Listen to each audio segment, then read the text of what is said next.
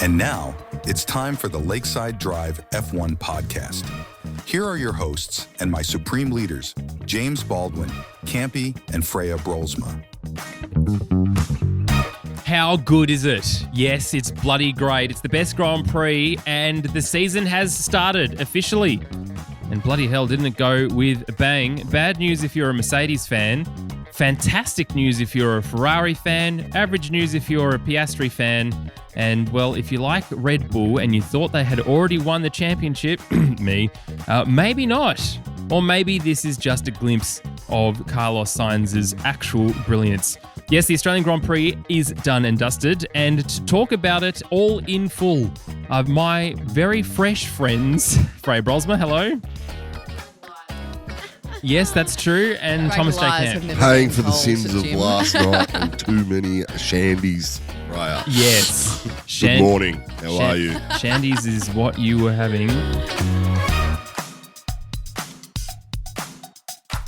Well, here we all are in the same place for once talking about the Australian Grand Prix. We saw each other a couple of times, Campy, didn't we, across the weekend? But let's just pick out a highlight or a couple of highlights for you.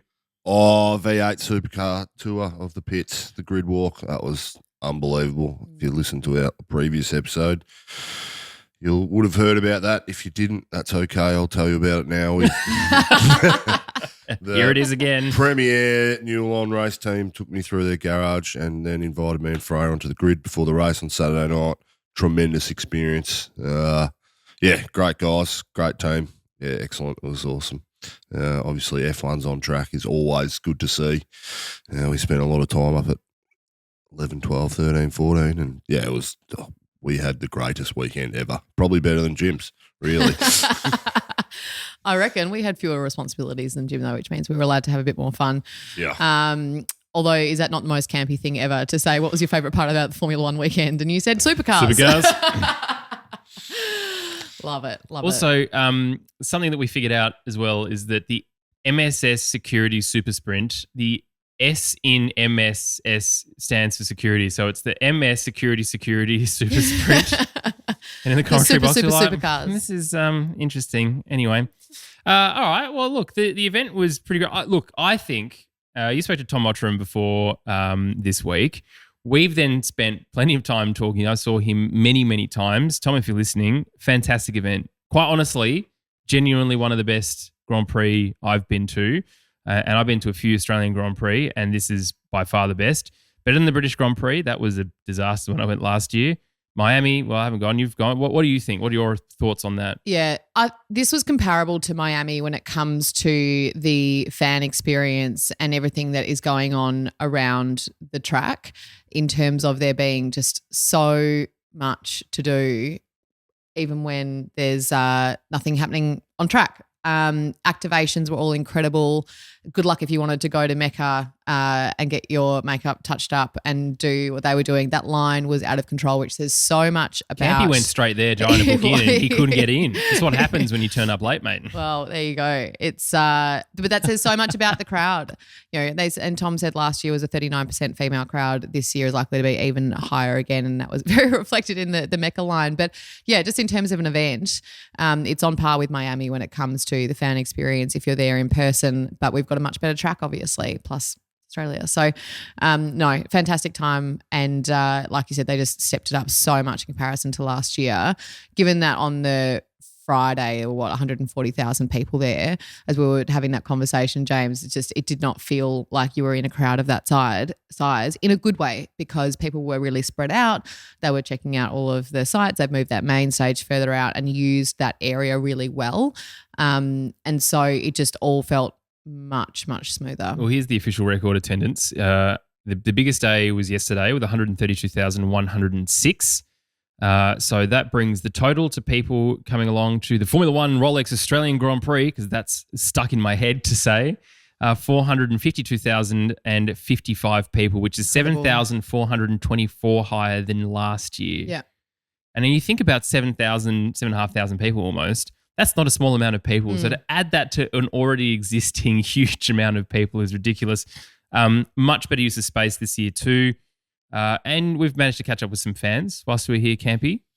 We did. Caught up with a few. There was about 7 or 8 people that came up and had a chat to us. You've got to remember, we don't know you. So we don't know what you look like. So anyway, once we got over that, it was great. We met HAAS. He's a really good guy. Had a good chat to him. Who else did we meet? And we met lots of new fans as well, several of whom will be out and about wearing our hats now. Yes, there were some very happy fans out there now with their beautiful cord Lakeside Drive hat. We interviewed one group where probably 4 or 5 of them, but of course we only had one hat for that group to get, and they were literally fighting. They were like, "This is so beautiful!" Like, wait till you hear our podcast. It's nothing like the hat. It's not as good as the hat. We'll chop it into 5 and you can all have one. Oh, but it's like I said, that's my favourite part about going to events is meeting the people out there. It's such a special thing for people to go to the Grand Prix. For some people, it's an annual thing. For some people, it's a once in a lifetime thing. And going and chatting to everybody who's out there enjoying the race, and they're all there for different reasons. They all come at sport from a different angle. That is absolutely my favourite part of it. Loved it. All right, let's look now at the national anthem. I was nowhere near anything at this point. I could talk about the flyover because I did talk about the flyover. Campy, national anthem. Very good, spot on. I'm not sure who sung it, but it was great. I think she was on The Voice. I saw a note. She also sung the Nutbush and performed that in the main straight tour as the Prix entertainment. Did see that. Very good. Very good. Entertainment. And they say we don't have culture here. I don't know what they're talking about. Yeah, and they would be right. Let's do the Nutbush. That choreo was a massive amount of choreography and people, and there was a double-decker bus and everything. And what you don't see is that they all rehearsed the night before. Yeah, I was going to say, and we saw them rehearsing earlier in the week. Well, that was just them gathering. Yeah. And then on Saturday night, like well into the evening, they started rehearsing because I know a lot of people, it's part of the GPTV team that I was working with, were still there late into the night doing tech rehearsals. Anyway, I thought it was great. I could kind of hear the anthem, but I sort of knew what was going on. Fly past, outstanding. Yeah, Don't know if it was time on target, but the roulettes with their PC21s came across. They'd also done a whole bunch of work over the weekend. Display-wise, there was a Mustang display. And the great thing about it not being jets is that they can get really low. So it's only 200 feet above the Grand Prix track, whereas jets are quite a lot higher, obviously, because people get Where we were watching, we could hear it, but it was flying right over directly over the top of our marquee. Of our marquee, so we couldn't actually see. Oh, of your marquee. Yeah. Oh, dear. Oh, the marquee, we were lucky enough to... oh, no, that's a shame. We got into a lot of places. We even got into the Porsche tent this weekend. Well man, done. So, we couldn't see it. We couldn't get our head out far enough to look up, but we could hear it. Great sounds. There was so much going on in the air all weekend. It was so great. And while we were down doing our grid walk, Campy, do we mention that we were out in the grid? Did you get on the track? Did you get on the track? I could have done if I wanted to. Okay. I could only go in the pit lane for the support races. James, we're taking the piss out of you. You don't need to explain it.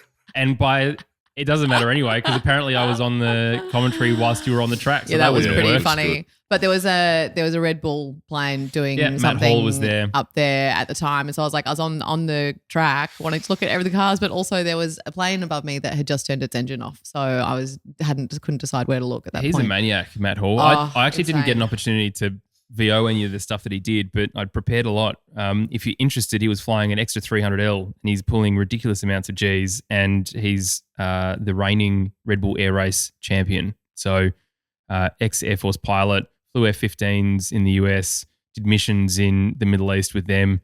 Anyway, he's a cool dude, really, really cool dude. If you ever meet him, how many times has he won that now? Because I know he was came second 5 years in a row. To be honest, I couldn't tell you how many times he's won it, just that he's the reigning. Didn't do that much research, Campy. Come on. You found the whole Campy. /Matt Hall Racing. All right, well, let's talk a little bit about our predictions. I can't remember what my predictions were, so I'm going to say that I was wrong because I definitely said Max Verstappen first. Look, it doesn't matter. It doesn't matter. Do we have any Discord comments of the week? I was not on Discord. This is going well. Right, so when I've got your predictions here though, James. Let's so your prediction me. was... No, fair. No, not far off actually. Max first. What do you mean far off? It was like Charles second. He wasn't anyone. There you go. Well, okay, he was. And Oscar third. Yeah. Okay. So and then you had DR in 10th, Ocon last, and your bold prediction was no red flags. So Bold prediction was right. Actually, not too bad. Yes, ending under VSC just makes me feel a bit dirty about the whole thing. Couldn't tell you what Campy and I said, unfortunately. If we didn't say anything about Max Verstappen being first, and I think we couldn't call ourselves Formula One podcasters, but now reliability issues for Red Bull. Here's a stat: the last time he retired with reliability issues was Australia 2022. Yeah, right. That's how long he's gone without having any issues. Some 6,757 races ago. That's right. That's right. Or 2 years, depending on how you count your units of measurement when it comes to time. Let's just take a quick ad break and then we will get cracking in to the Australian Grand Prix.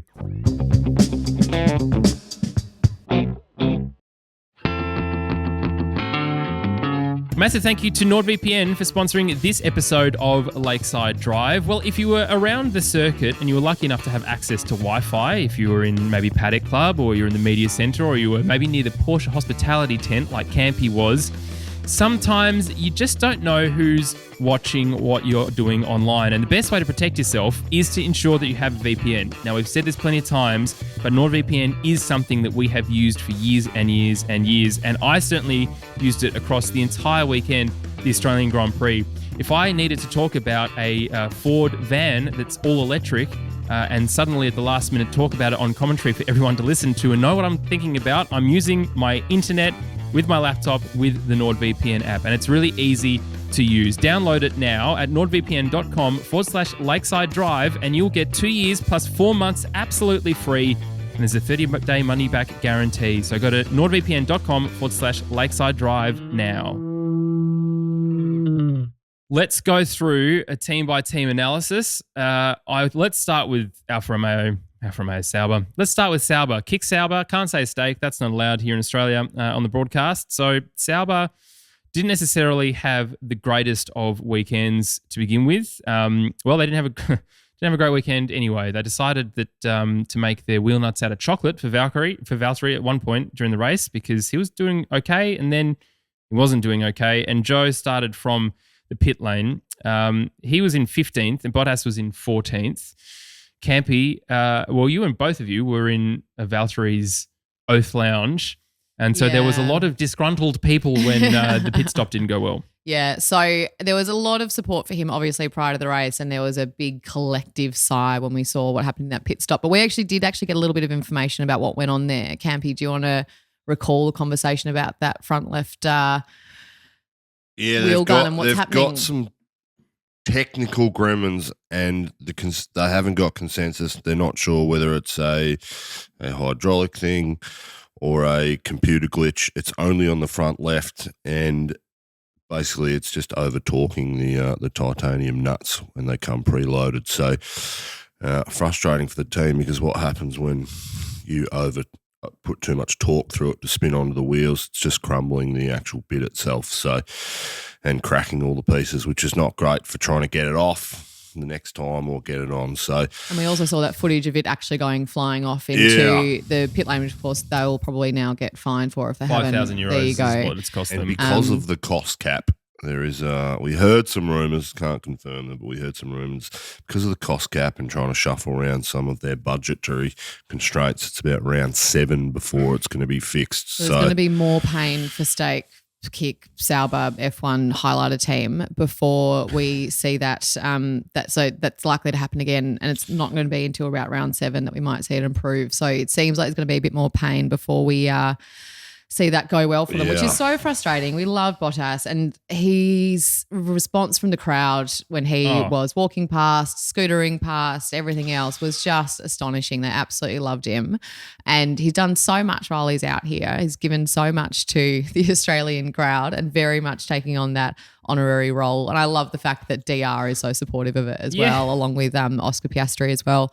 They are very much calling him the third Australian driver on the grid consistently all weekend. But very frustrating. And given where we were watching from, it was a pretty unfortunate set of events. Very somber mood for the next 5 minutes until everyone realised we're at the Grand Prix. And exactly. We're all drinking and being merry. And exactly. Let's talk about Mercedes. We should talk about Mercedes first. Double DNF. Lewis Hamilton retired a couple laps in with a engine failure. Liability here is an interesting thing. And George Russell ended up catching up very quickly to Fernando Alonso coming into turn 6. He wasn't expecting to catch up to Fernando. There was a bigger gap than he was expecting. The stewards took a long time, about 3.5 hours post checkered flag, to come to their decision on what happened here. Now, interestingly, kind of talk about both of these at the same time, but interestingly, Alonso entered turn 6 at a different corner speed, and he said to the stewards that's because he wanted to get a better exit speed. So just to change his line and everything else, which he's absolutely entitled to do. His actions weren't taken into account with George Russell's crash, and also George Russell's crash weren't taken into his penalty. That makes sense. Yep. So they looked at them as two different situations. So what they've done is the stewards have seen what Alonso's done, not necessarily dangerous driving. The term that they used was very specific, and I cannot remember off the top of my head, so excuse me for that. But they used their new baseline 10-second penalty for driving, and there is a aggressive clause in that they can issue a drive-through penalty for a certain style of driving, and that's what they concluded Fernando Alonso was doing that wasn't necessarily within the rules. So they issued him a drive-through penalty. It's about a 20-second pit stop time loss. So that's why he was allocated that time. George Russell's crash, nothing to do with it. So that's interesting in of itself. I think the stewards admitted they also didn't have the data to understand if that was a thing. That makes perfect sense from the FIA. I completely understood that. What a load of shit. Fernando can drive his car however the fuck he wants. And if he wants to brake early into corners, didn't even brake, he downshifted and then shifted back up. He can do that. If you speak to Mark Webber, you talk about your 2009 to 2013 era, he said driving behind Fernando was you knew you were going to have the hardest day at work you would have in a long time. And he used every trick in the book. And if Fernando wants to downshift early so that he can throw Russell's rhythm out so that Russell makes a mistake, that is perfectly fine. So Russell did say it's on him, by the way. He doesn't blame Fernando for the crash. He was just like, look, it's on me. I just wasn't expecting it. Clearly broke the aero and there wasn't enough downforce over the rear of the car when he was that close behind someone in a corner, which made the oversteer, which kicked it on to happen. They said with Alonso, though, it didn't matter whether he was doing it on purpose or not. It was the nature of the manoeuvre in that because he was braking more than 35 kph slower than getting back on the throttle before the apex, which you can see in the GPS data, which is how they made that decision. The guy is a two-time world champion. Consider dangerous driving. He's one of the greatest drivers. You should go and be a steward, Campy, because he's one of the greatest drivers you know what? we have ever seen that's ever walked the planet. And we've got dipshit stewards like Uncle Johnny Herbert. No, do you know what? I reckon he was on Alonso's side. Good. But we don't know because we don't know the transcript. But we got dipshit stewards up there making dumb decisions thinking, we used to be drivers, now we need to penalise the only thing Fernando's never been penalised for in my life. There's only one steward who is the driver's steward, which was Johnny. Well, Johnny, I hope you made the right call, but for the rest of you, it's just, It's an interesting one though because was when we watched the footage back, Campy and I were looking at it going, you just can't see it. But when you understand how they make the decision, which is using GPS data, which as you said is what they were waiting for to try and figure out what was actually going on. It took them so long to get that. It was just interesting because as we were watching a race, you just don't have all the data and information that they do. So often we're looking at the camera saying, can you see it? Let's get a different angle, but they've just got so much more information than we do that's not necessarily visual. The other thing is they may have spoken about these things in drivers' meetings beforehand. So just I'll calm myself and get off the own pedestal I just put myself on. We have a lot of teams to go and you're burning a lot of energy very quickly. Let's pump the brakes a bit, Campy. I'll get my second Mercedes, win. though, absolutely no good. Look, it's been interesting listening to Lewis and watching his body language. He was absolutely unhappy with the car. Basically all weekend, he said the first run in the first session, the car felt good. Everything on from that has been a disaster. So, my term, not his, but that's basically what he's been saying. And now that he's being released to Ferrari, of course, he's saying whatever the hell he wants. Alpine, I'm shocked that they didn't have any issues here. Gasly 13th, Ocon 16th. the car just absolutely does not look stable at all. We were standing at turn 12, between 12, 13 and 14, Campy, when you managed to go and stand on the grandstand scaffolding. I'm supposed to be here. And they're like, oh, okay, this guy's wearing a beanie and it's 30 degrees. He must know what he's doing. What did you see of the car? Oh, look, it's clear to me that Renault or Alpine engine, whatever you want to call it, clearly sounds worse than the other manufacturers on the grid, and there's only one of them, so it's quite distinctive. Car just looks slow. Even on its super hot laps, it just looks slower than everything else. I still think its attitude through the corner, Freya, looks fairly stable and doesn't look good, but it's not generating the same pace. Compared to the Red Bull, just looks 100 times faster than everything else on the limit. And it's not so much the entry speed that looks good, because it's the exit speed and getting that power through the rear wheels. That is where that car just takes off, unlike anything else. You can visibly see the energy going through the wheels and trying to do its thing. So unfortunate for Alpine, but they're bottom dwellers, and again, you're not really too frustrated. You're not concentrating on them too much this year, because you sort of know where they're at, you know where they're going to be. It's fairly predictable, and where we watched the race this weekend, it wasn't conducive for keeping up with absolutely everything that was happening. So, yeah, there's pros and cons, I think, because like you said, we tried to work around the track a little bit. We went and checked out what it was like at some different corners, but where we ultimately watched the race from, it can be hard to follow different stories going across the course of the race, especially from teams like that where there's not so much going on. Yep. But it was very interesting to listen to those different cars, as you said. You can hear their engine and how different it is in comparison to the rest of them. It is pretty unique because, I mean, obviously there's only one of them, but you can hear it, which surprised me how distinctive it was. And it's quite different to hear it up close. Ferraris and the Mercedes engines sounded quite similar. It was the real difference you could tell was with the Honda and the other two. So it was excellent. Just lean closer to you so you don't have to lean into your microphone. Just want you to be comfortable. That's all.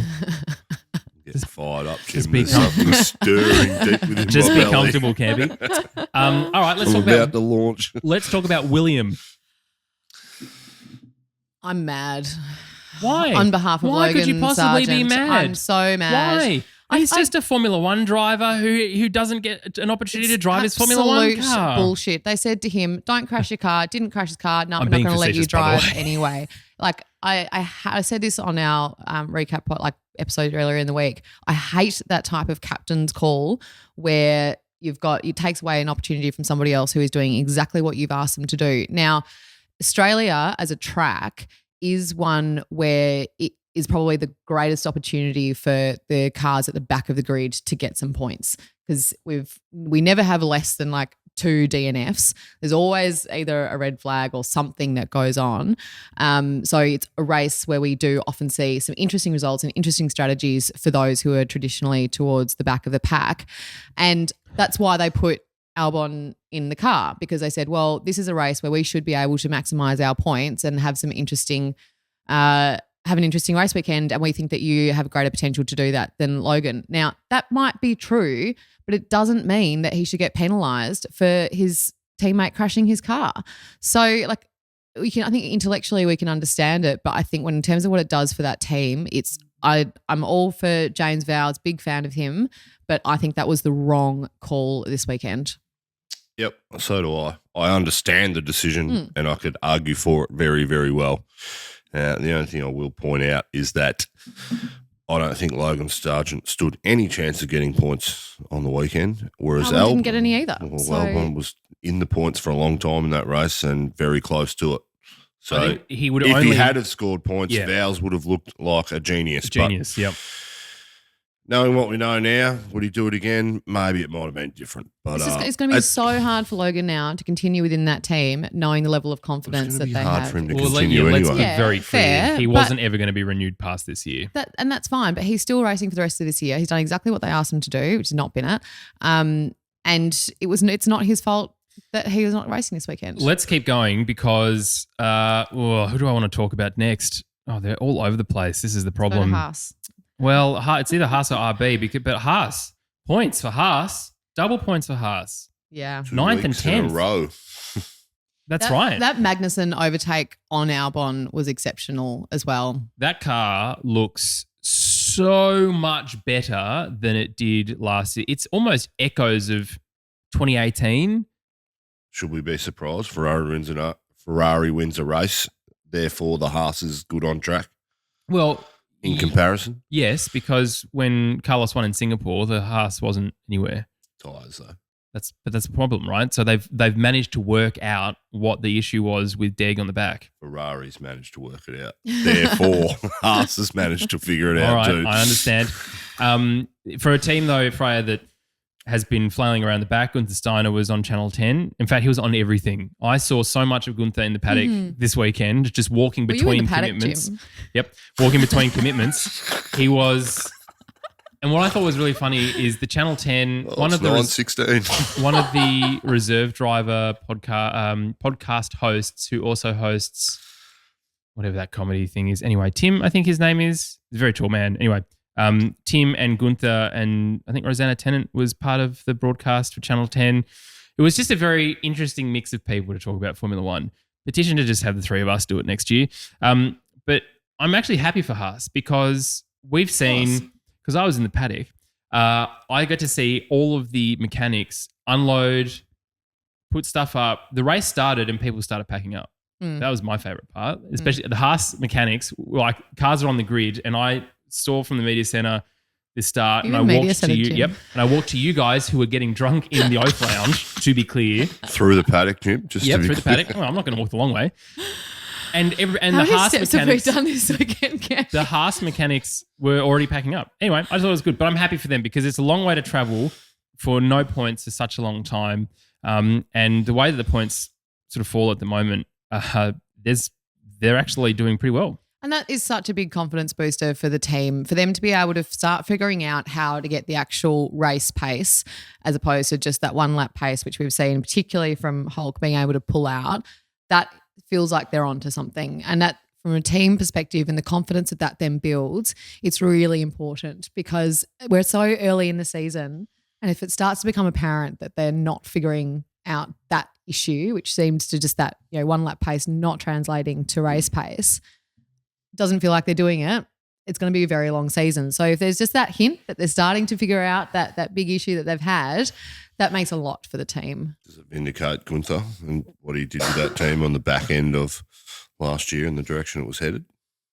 I think so. Yeah. But it was also, Has to. but it also, it was interesting from him because he said he probably should have left a bit earlier, which I thought was an interesting comment for him to make because we were all obviously very supportive of Gunther, and I think, still there's a lot to be said about how that kind of removal took place. But in reflection, he's kind of saying, I probably should have taken a step back sooner. But it does show that he was onto something as well at the end of last year. The reality is this is a very tiring sport. We've done one round and we are buggered.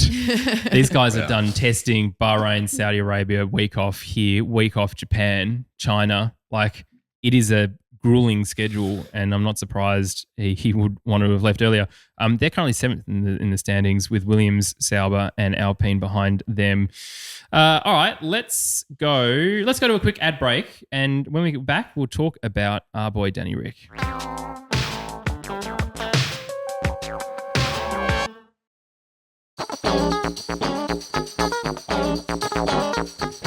All right, we're back. Let's talk now about RB. Yuki Tsunoda, thanks to the penalty given to Fernando Alonso, was elevated to 7th.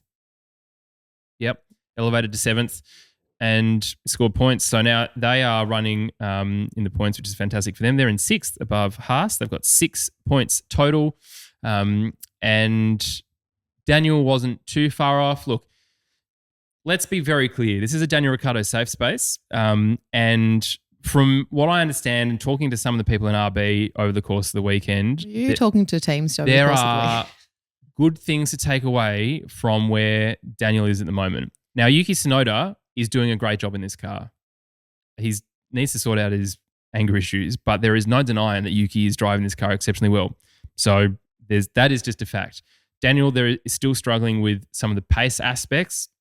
There are reports in the media from people who I also work with, and they're wrong, saying that there's echoes of McLaren in this, which is nonsense. And I watched an interview, Daniel Ricciardo's post-race interview, and he said, I know a lot of people are going to be saying that. I'm telling you now, this is not that. He said very clearly, when we were performing in this way, it was when I was at the back of the grid with McLaren, we were completely lost. Yeah. We had no idea how to fix what we were experiencing on the track. We felt we had absolutely no rudder when it comes to trying to figure out the direction of where that car needed to go.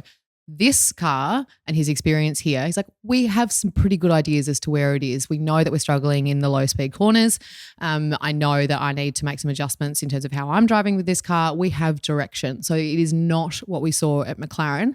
He is supported by his team completely as well, which we also saw, which wasn't the experience there either. So it's race 3. Everyone needs to settle down. He's going to be fine. It's also not long ago. I saw a comment, I think, in the Discord saying maybe that Daniel can't get to grips with this style of car, this ground effect car. And I can't remember who it was, but I just want to point out the tyre test in the UK last year, driving that RB, with his time good enough to be alongside Max for qualifying. Well, that's not so. Can you talk into the microphone, Campy, if you're going to talk? Goodness me. I'm going to get grumpy at you again. This is what happens when I don't just podcast get in grumpy person. at me from the pits over there on your high castle gym. I wasn't in the pits, mate. That was you. You were in the Formula 2 pits. And people forget that was the case. They also forget Mexico existed. Now, he performed exceptionally well in the AlphaTauri. That was not that long ago. And so the development of the car has been in an interesting way. He said in testing, this car is not going to be a podium contender. It's not the RB19 copy. There's plenty more to do. So, look, Helmut Marko just needs to shut the fuck up. Let's be honest. I saw him talking to so many people in the paddock this weekend, and I was like, if you're saying any stupid shit about our boy Danny Rick, you can piss right off. Anyway, one thing that we'll talk about in a little bit, though, was Christian's comments after the race when he was asked about Yuki Tsunoda and Daniel Ricciardo's future. He brought Carlos Sainz into the picture, which is interesting. And to be fair enough. All right, let's talk about do you want to add anything about DR before we move on, apart from how awesome he is and how cute he is, by the way? If you don't like our opinions on Danny Rick, don't listen, don't care. Oh, that's absolutely right. 100,000% our boy, and we will prop him up. He will win a World Drivers' Championship and more races before the end of his career. Mark my words, said here, profits right 60% of the time. Bring it on. We need to. Although profit, we need to talk about this. I'm going to reclaim this because my prediction for lap time for pole position was like 1/100th of a second off. If Carlos didn't make that mistake by putting his rear wheel on the tyres, it would have been bang on it, and I was wrong. You saw it. You stood there to see it. Witnessed the profit in action. Give me your crown. Can I just wrap up on DR before you fight about profit status? One of the things that I think is interesting, lots of people on Twitter, lots of people, or whatever it's called, lots of people without any access to information from the people who actually work alongside Daniel Ricciardo are making wild assumptions about what's going on. I can tell you, I've spoken to people in the team this weekend in the paddock. Yes, I was in the paddock, and everything is fine. They're all happy with him. Peter Bayer is happy with him, the CEO of that organisation. Laurent Rossi is absolutely stoked to have Daniel on the team. Okay, yes, Yuki is outperforming. Do you know who else is outperforming their teammate? George Russell. And no one's going, Lewis Hamilton is washed, right? Yes, okay, he's got 7 world championships, but put DR in that Mercedes at the same period of time. You know, in fact, DR won races whilst Lewis was so dominant.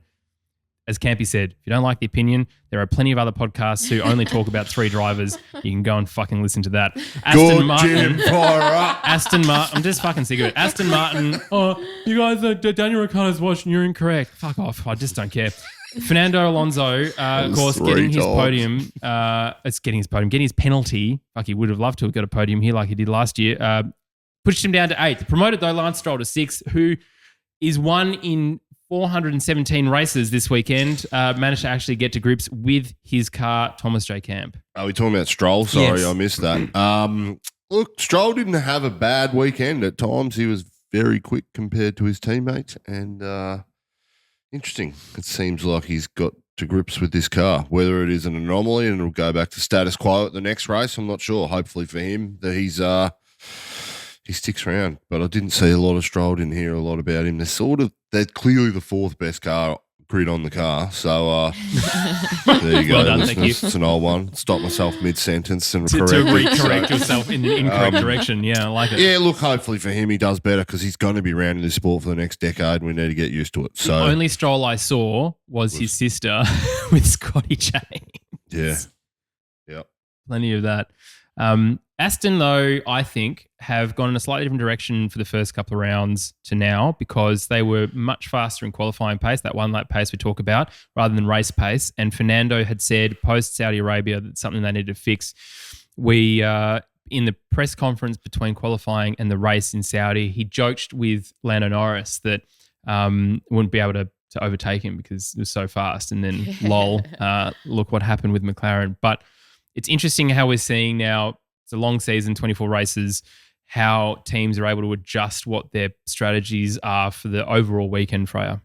Yeah, and Melbourne is a perfect track for that, though. Like Melbourne is the perfect track. Full stop. That is a complete sentence. You're right. But it is a great track for playing around with those types of things because it is a track that throws up so much jeopardy. So if you are a little bit more risky when it comes to how you might approach the weekend, it's so much more likely to pay off in comparison to some of the other grids on the calendar. Grids on the car. So it was good to see them playing around with it, but we start to get an idea, I think, kind of 3-4 races in, who is going to be able to sustain development over the course of the year as well, who is able to make those identifications in terms of where their weak points are and respond to those rapidly. And I think that's one of the biggest issues that we have with the Kick Sauber team is that they identify an issue and then it takes them 6 races to try and fix it and they can't keep up with the development of other teams. No. You have a well-oiled team when it comes to Aston Martin and budget to figure out, the development plan for the entire season. So I think you do start seeing that as early as kind of 3-4 races in, who's going to be able to maintain it. And we see it with them. All right, McLaren, let's go. Yeah, the call to switch. Yeah, I don't like it. No. Particularly at Oscar's home race. He did drop some pace from behind Lando after the switch and Lando was He had fresher tyres. He had fresher tyres. Can I give you some quotes so you can maybe get a little see how you feel about it? Piastri said afterwards that it was totally fair and reasonable. Yep. Look, Piastri is still young in his career. He's still in his second year. Very well advised from Mark Webber. Mark's saying, mate, this is not the time to be given bad attitudes to teams. You will not stay in McLaren forever. You'll get in a world championship winning car one day. And once you're in it, that's when you can be aggressive and do it. Don't do it now. And I think that's the stance he's taken at this part in his career. Do I like it from McLaren? Absolutely fucking not. It is his home Grand Prix, sitting in third. Yes, he undercutted Norris and Norris went a bit longer for strategy. But dear Lord, that is not what we want to see as McLaren fans. It just seems like every time these decisions are made, Lando is the Lord one. Lando. Lord bloody Lando is on the... is benefiting from all of them. Yet still, Oscar's still the one to get the better, I mean, Danny Rick still got a better record than Lando Norris at McLaren because he won a race. So, yeah. Lando was saying that he might get his appendix out because apparently that's what helps you win races these days. It's interesting to me because it's very clear that Zach Brown loves Lando. He is so invested in Lando. Also, just as a sidebar, the Bahrain investment fund has now totally bought out McLaren, right? So that McLaren has been struggling financially for the last couple of years, even after selling MTC, leasing it back, selling McLaren Applied, all this stuff, they still aren't turning a profit. So now Bahrain has put more money into it. So that's the first thing to say. Zach absolutely is all about Lando. And look, fair enough. Lando is a really solid driver. He's on the pace in that car. He's driven that car for a long time. Compared to Sainz, who was the better driver, maybe I reckon Sainz was. Yep, he had more results consistently than DR did. Not a win. And Oscar is young in his career. That's fine. But one of the things that still irks me about how Lando Norris presents himself is he just cannot thank anyone else publicly. And I've just seen in the Discord, Tilly Willie just sent this through, saying the thing that irked him was the fact that he just didn't thank Oscar for how I'm trying to say, he didn't put up a fuss about it when asked to switch. He also said, when asked by Sky, and this is the thing that gets me, asking him by Sky, if you were pitted earlier, do you reckon you could have got second? And he had a really smug look on his face, and he was like, man, I'm not really sure, but I would say yes. And look, the reality is the race, right? Yeah. Strategy goes on the fly. You don't know these things. Do I think they made the right call in switching? Yeah, I think they did, because the reality is the team needs to get as many points as possible. If he was able to chase down Charles and then get him, fine. The reality is he didn't do that. Lando said he was faster than Charles, he thought, but not Carlos, because Carlos was in another league of his own. It's because everyone else has got an appendix apart from Alex Albon. But the way that Piastri spoke on the radio and after the race, consummate professional status, which he already had, completely achieved. It is, however, he will be bringing up those issues behind closed doors. Totally, where they in the way that we should, raised. exactly. Hey, I could have gone for another 2 laps, pitted, gone to the end of the race and still been in front of Lando, and it wouldn't have presented an issue for you. Home, And the problem I think is this, right?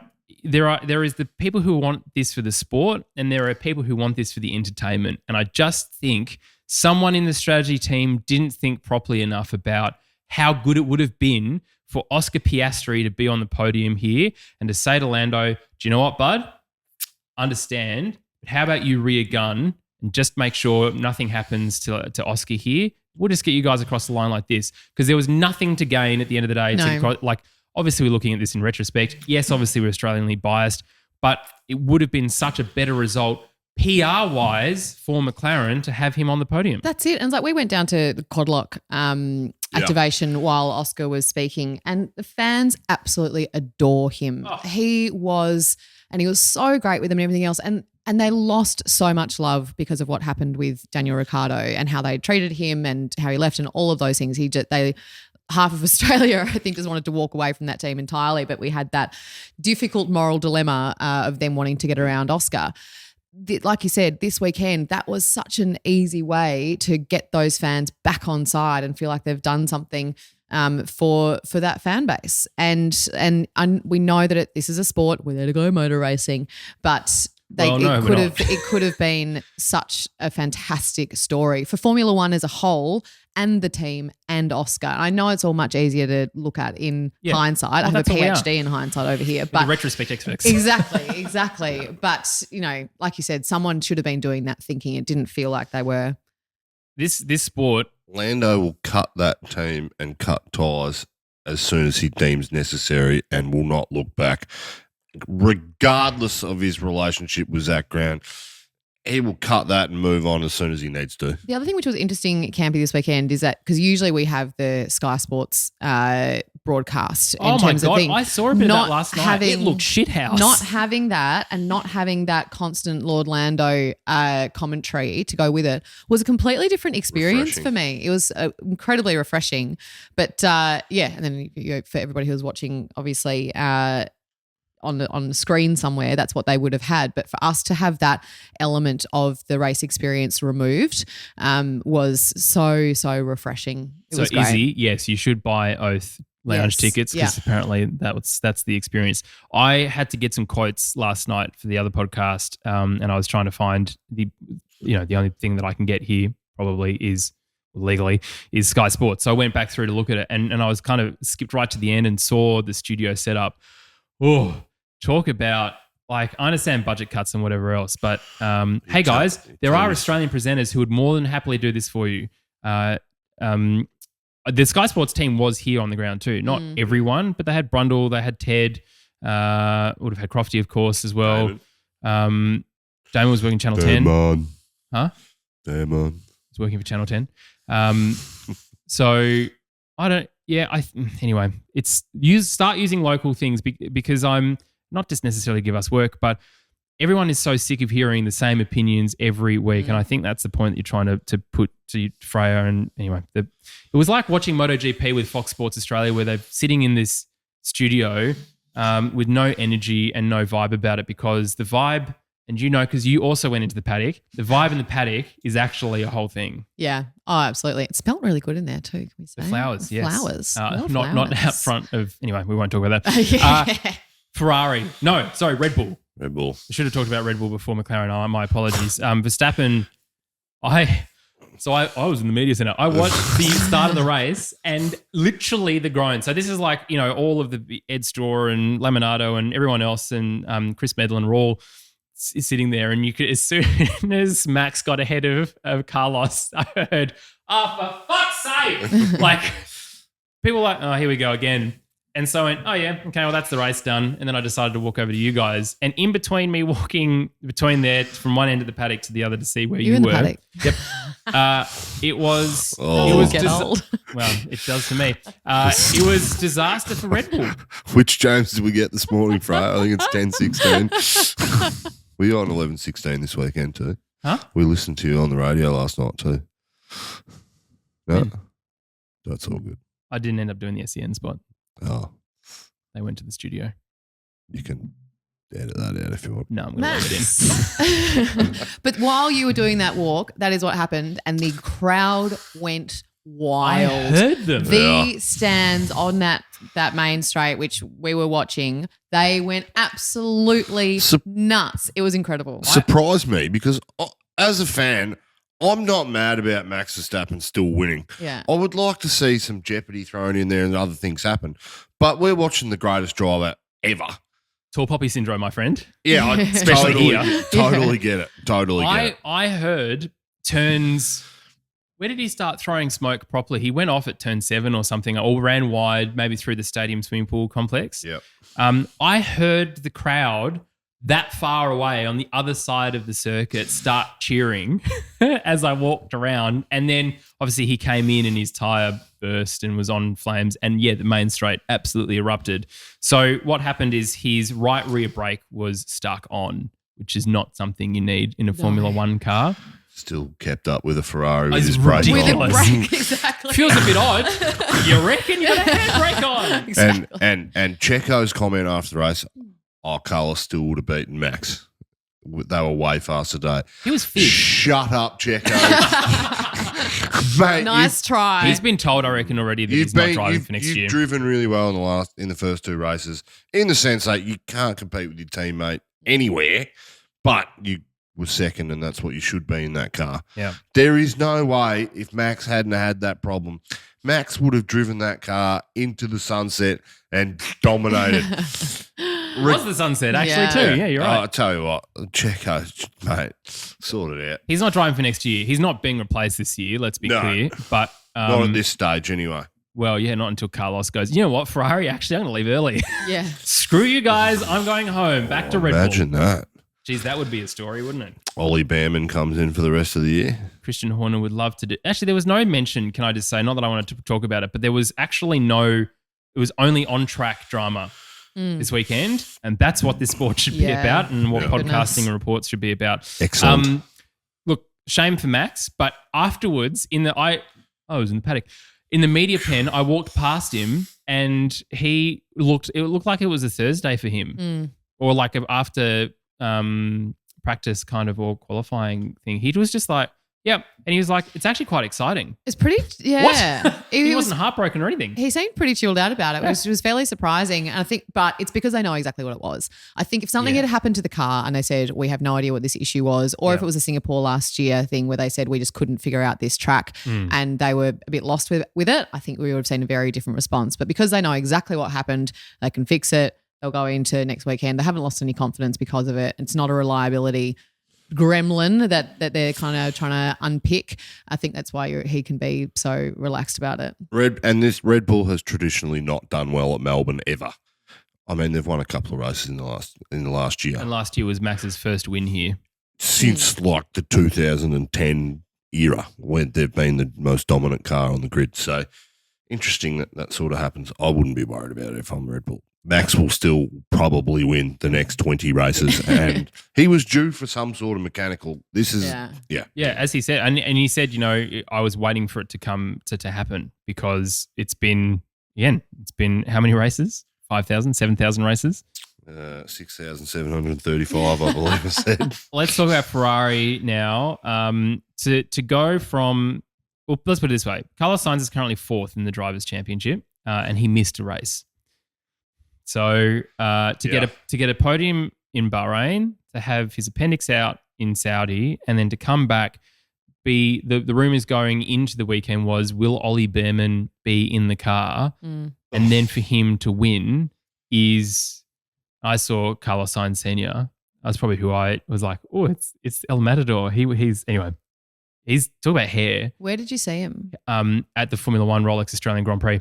Daddy Sainz has incredible hair too. Oh, yeah. It's I'm envious of the Sainz hair. In fact, also his cousin, who is Carlos's manager, also has great hair. It's fantastic to see.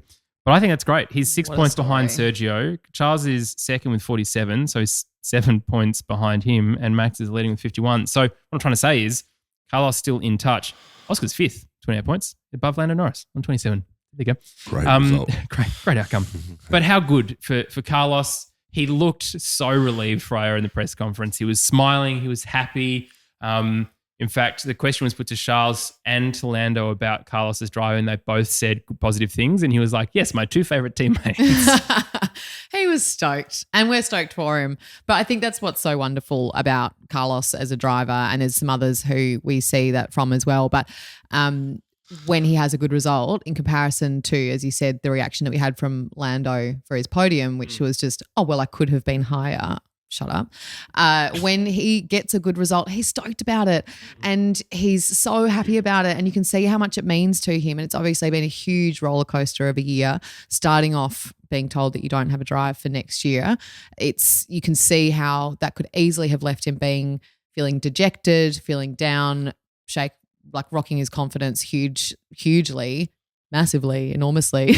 Yeah. And instead he has just turned it around and had some of the best drives. And like you said, it's just so great to see that smile afterwards. He couldn't wipe it off his face. It's just fantastic. Absolutely love it.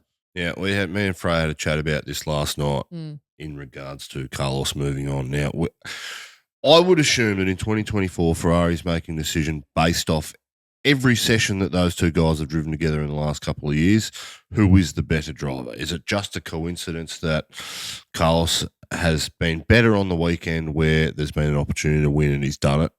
Or is it, genuinely Charles is quicker majority of the time? That's where they took him. But you need to throw another factor into this question. Lewis Hamilton is the number 1 driver at Ferrari next year. The number 2 driver was either going to be Charles or Carlos. Who is more commercially viable? Is it Charles or Carlos? It's 100,000% Charles Leclerc. Is that the reason they kept him on, or is the reason they kept him on because he's better than Carlos? I'm not sure we know. For me, Charles Leclerc has been touted as the second coming of Christ for Ferrari, and he hasn't really delivered, albeit they haven't had a car to win a world championship. They've had a car to win races at times, but he's still, if you look back to his Sauber career, I still think that year that he had with Marcus Ericsson was very close, and at times Marcus Ericsson made him look not second rate, but it was very competitive. And I'm still not sold on, and I never have been sold on Charles Leclerc and whether or not he is the second coming that the Ferrari fans think he's going to be, because he'll take a back step. He'll take a backward step next year when it comes to Lewis, because... Has anyone checked in on Lygon Street, by the way? Are they all right Apparently up there? it was- I think it might be apparently on fire. Well, Yeah. It's not there anymore. It was going off. Got Lots a of few Ferraris. photos last night from them in the Discord as Yeah, well, so yeah. check them Great. out. Well, that's the race done and dusted. A huge weekend. What's next? Japan. Japan, 2 weeks. 2 weeks. Going straight to Suzuka, which Fire. is going to be what a great back-to-back circuit that we get to go to, circuits I should say.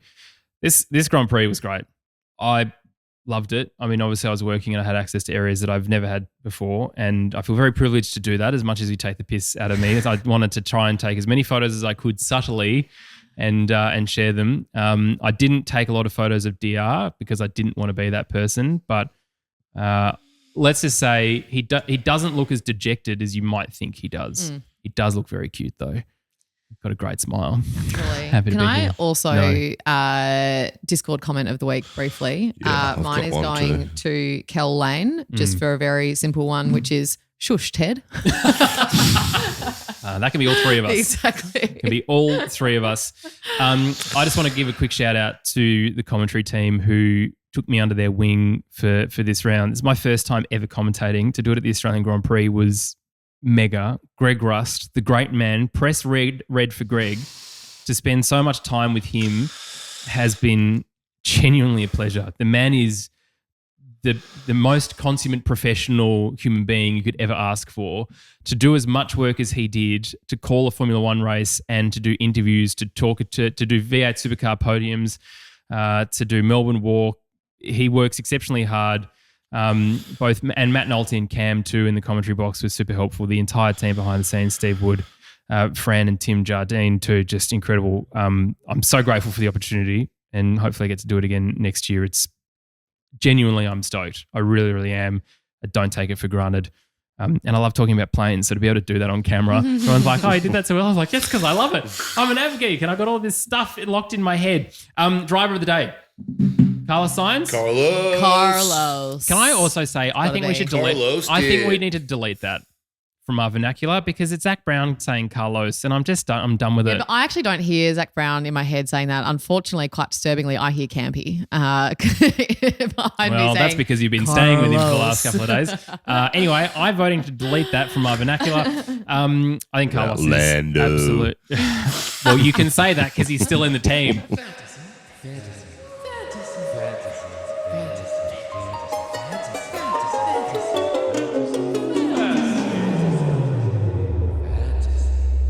Good God. All right, fantasy team name competition. Have I picked any out? No, but I have the website. It is not broken, so let's go from this. 85 of us, which is great.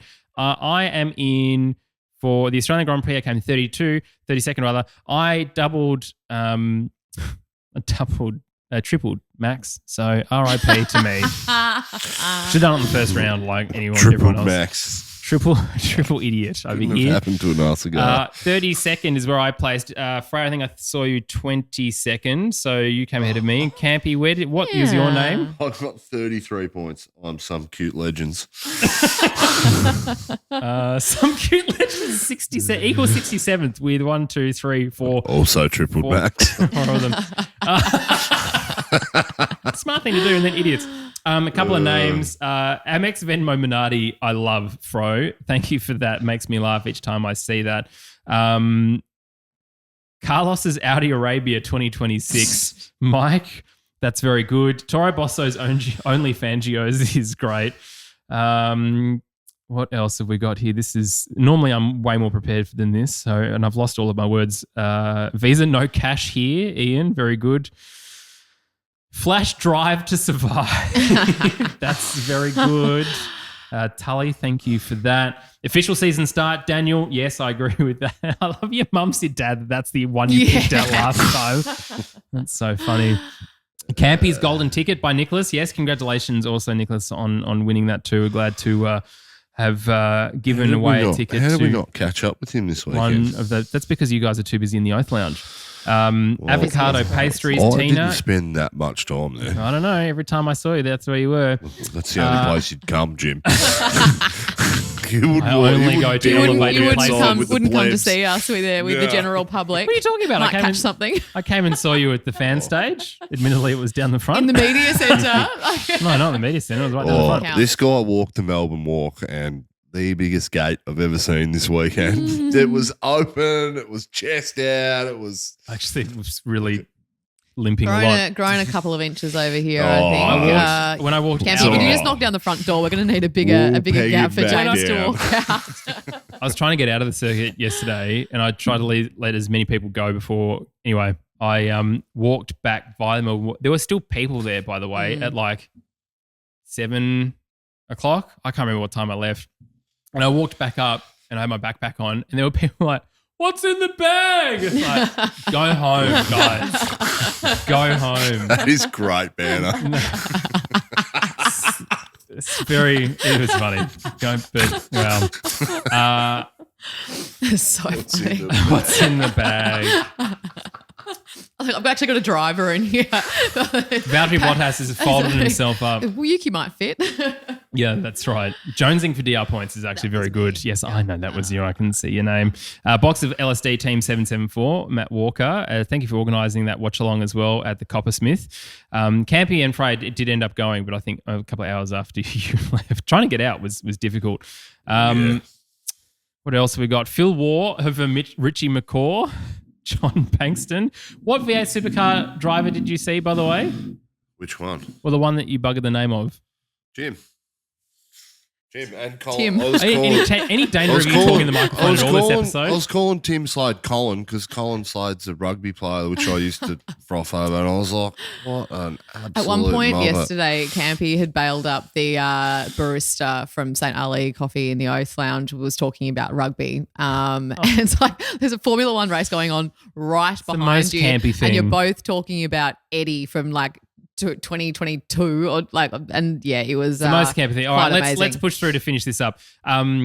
Last couple one. This is my favourite one. Steen Thomas the Campy Van. Third for Australia, Rick Astry, David Hellman, 201 points. This has been manipulated, man. Aiden, 204. And finally, round one, Damien, 212 points. Very well done to you. All right, that's it. That's it. What a great episode. Thanks very much for sticking around. Next up, Japan. I'm going to go and sleep for a week. Freya, thanks so much for coming out from Cayman. It's been fantastic. Hopefully you've enjoyed the Australian Grand Prix weekend. Campy, thank you for coming out from Gippsland. And thank you to you for listening, for being subscribed, for leaving us a rating review on either Apple Podcasts, Spotify.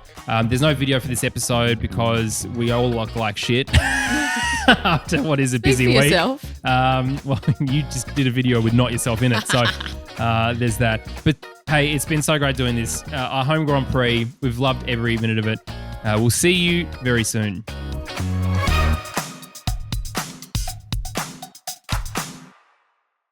Oh man, I have no words.